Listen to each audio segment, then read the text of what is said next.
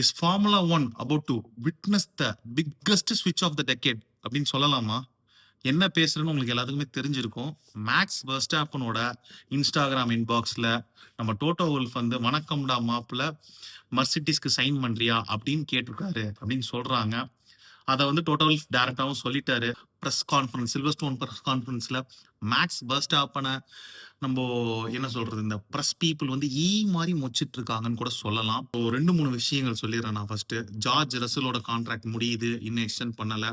Maths வெர்ஸ்டாப்பனை வந்து Martin மண்டலாவும் இருக்கட்டும், அது கூட யார் சொல்றது, எல்லா பெரிய ஆட்களுமே சரி சொல்லிட்டாங்க, இவன் தான் மாசு, இவன் கிடைச்சா தூக்கி உடனே உள்ள போடுங்கடா, டீமுக்குள்ள போடுங்க அப்படிங்கிற மாதிரி தான் சொல்லியிருக்காங்க.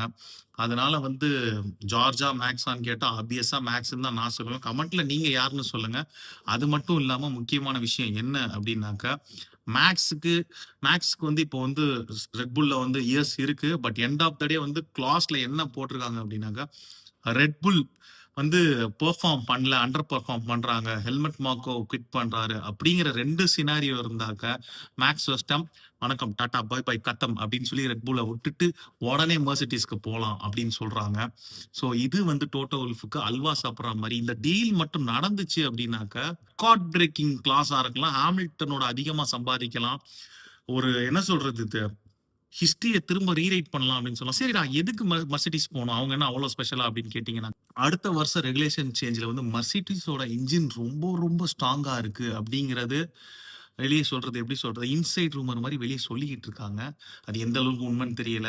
So we have to be stay டியூன்டுன்னு தான் நான் சொல்லலாம். சேம் டைம் கிறிஸ்டியன் ஆனர் என்ன சொல்றாருன்னு கேட்டாக்க, நாங்கள் எக்ஸ்டெண்ட் பண்ண போறோம் அது இதுன்னு அவர் சைட்ல இருந்து ஒரு ஸ்டோரியை சொல்றாரு. இது எந்த அளவுக்கு உண்மைன்னு எனக்கு தெரியல. So again once again rumours தான். நமக்கு ஜாலியாக எப்படி சொல்றது, கிசு கிசு பேசுற மாதிரி இருக்கு இது பேசும்போதே. ஸோ ரெட்புல் கிட்ட வந்து பாத்தீங்கன்னாக்கா last but not least 100 million buyout clause இருக்குது. ஸோ ஃபுட்பாலிங் டேர்ம்ஸ்ல சொன்னாக்க இதெல்லாம் ஒரு சிம்பிளான மேட்டர் தான். ஃபுட்பாலும் ஃபார்முலா ஒன்னும் பாக்குறவங்களுக்கு தெரியும். ஆண்டனியை 100 மில்லியன் கொடுத்து யுனைடெட் வாங்கியிருக்காங்க. அதெல்லாம் கம்பேர் பண்ணும்போது வெர்ஸ்டாப்பனுக்கு 100 மில்லியன் கொடுக்க மாட்டாங்களா? கமெண்ட்ல நீங்க சொல்லுங்க. Stay tune.